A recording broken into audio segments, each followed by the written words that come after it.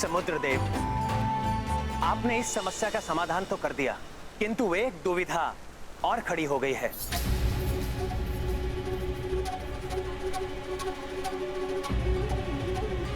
आप ही उसका समाधान कीजिए। अब कैसी दुविधा प्रभु? मैं इस ब्रह्मास्त्र का प्रयोग किस पर करूं?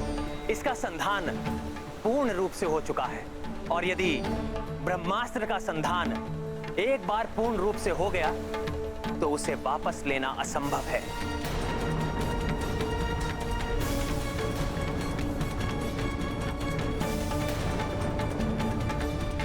समस्या है तो समाधान भी अवश्य होता है प्रभु। यहाँ से उत्तर दिशा में एक पवित्र स्थल है, द्रुमकुल्य। वहां सहस्त्रों क्रूर कर्मी, दस्यु स्वभाव वाले आभीर प्रजाति के मनुष्य रहते हैं। वे मनुष्य सदैव दुराचारों एवं अत्याचारों में लिप्त रहते हैं। महापापी अभिरस उनका मुखिया है।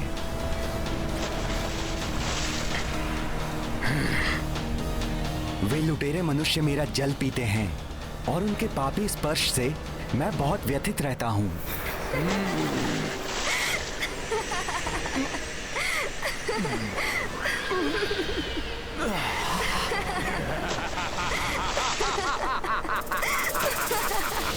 हे प्रभु राम, आप अपने पवित्र बाण का उपयोग उन पर ही कीजिए।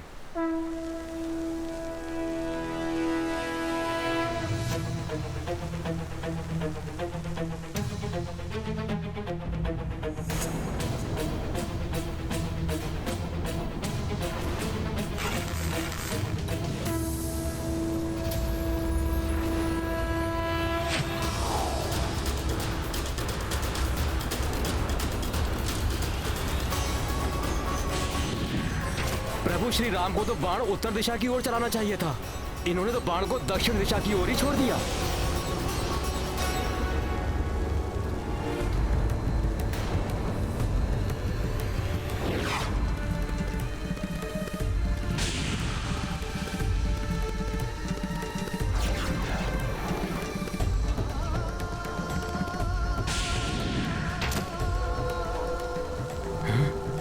ऐसा अद्भुत प्रहार, ऐसा अनुपम धनुर्विद्या का कौशल।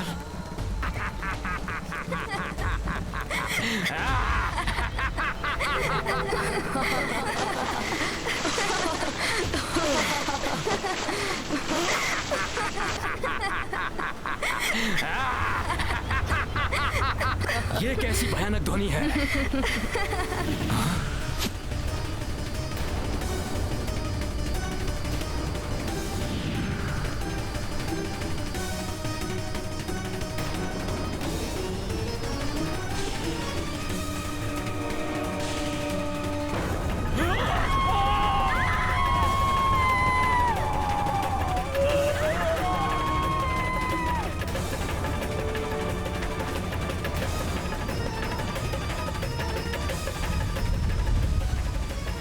जिसके एक बाण के वार ने सुदूर स्थित द्रुमकुल्य प्रदेश को समूल उजाड़ दिया, वो लंका और लंकेश की न जाने क्या दुर्दशा करेगा।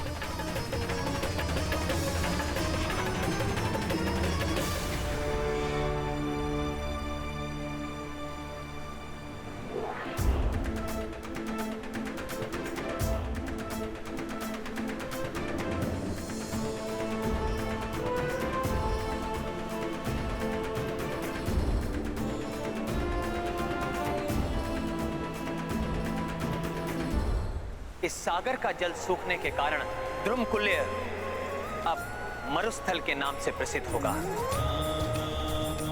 मेरा वरदान है उस भूमि को कि वो भूमि फल, मूल और रसों से संपन्न रहेगी। दुग्ध एवं घृत वहां अधिक मात्रा में उपलब्ध होगा और वहां का वातावरण सदैव सुगंधित एवं अनेक औषधियों से आप्लावित रहेगा। आपके पवित्र बाण का स्पर्श मात्र ही द्रुमकुल्य के लिए वरदान है प्रभु। इसी प्रकार आपके दर्शन होना मेरे लिए सर्वोत्तम वरदान है प्रभु। हे प्रभु ब्रह्मदेव, मुझे दर्शन देकर अपना वचन निभाएं और अपना वरदान प्रदान करें। आप जगत के सृष्टिकर्ता हैं, अपने वचन का मान रखना होगा आपको।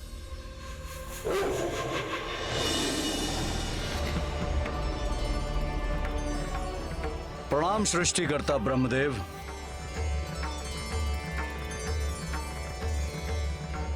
मुझे ज्ञात है वेगनाथ, मुझसे अपनी वचन पूर्ति के लिए तुम अमरता का वरदान चाहते, किंतु वत्स अमरता का वरदान किसी को भी नहीं दिया जा सकता। तुम कुछ और मांगो। नहीं ब्रह्मदेव, इसी के लिए तो मैंने देवी निकुंभला की पूजा की थी और पिताश्री ने निर्देश दिया है कि मुझे अमरता का वरदान प्राप्त करना है। लंकेश को तो स्वयं ज्ञात है कि अमरता का वरदान प्राप्त नहीं किया जा सकता।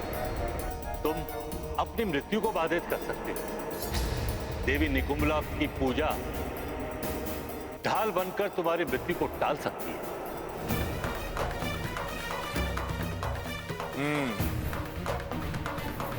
तो प्रभु, मुझे ऐसा वरदान दीजिए कि मैं जब भी युद्ध भूमि में जाऊं, माता निकुंभला की पूजा करूं तो कोई मुझे परास्त न कर सके।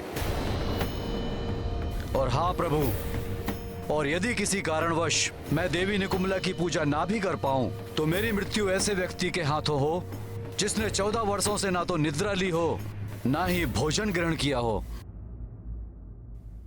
तथा जय हो ब्रह्मदेव, आपकी सदैव जय हो। ब्रह्मदेव, जगत में ऐसा कोई व्यक्ति नहीं होगा जो 14 वर्षों से जागृत रहा हो। आपने ये वरदान देकर एक प्रकार से मुझे अमर बना दिया है। आपको कोटि कोटि धन्यवाद ब्रह्मदेव।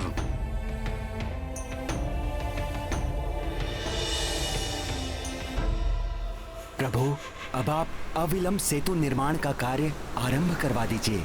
इस कार्य में आपकी समस्त वानर सेना के साथ मेरा भी पूर्ण सहयोग एवं आशीर्वाद होगा। धन्यवाद समुद्रदेव। आपके दिशा निर्देश के द्वारा अब हम अपने अभियान में अवश्य ही सफल होंगे।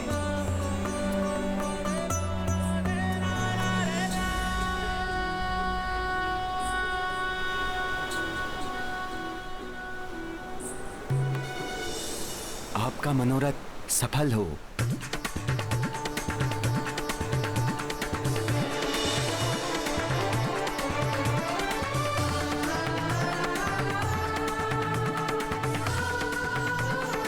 प्रभु, अब हमें शीघ्र ही सेतु के निर्माण का कार्य आरंभ कर देना चाहिए।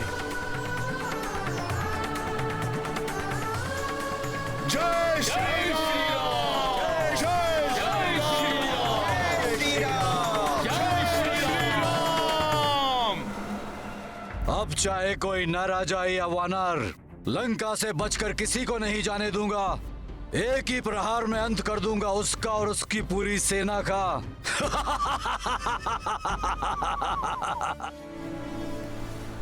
आज्ञा प्रभु।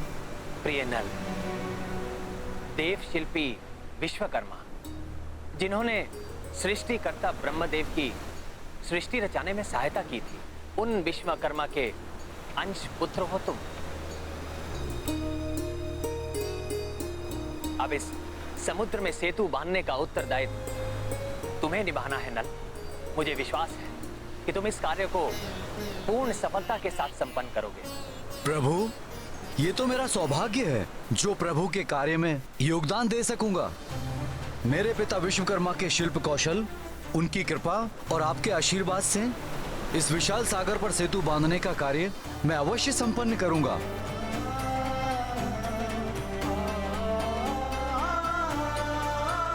किंतु इतने विशाल सेतु के निर्माण के लिए हमें सहस्त्रों सुदृढ़ शिलाओं एवं वृक्षों के तनों की आवश्यकता होगी।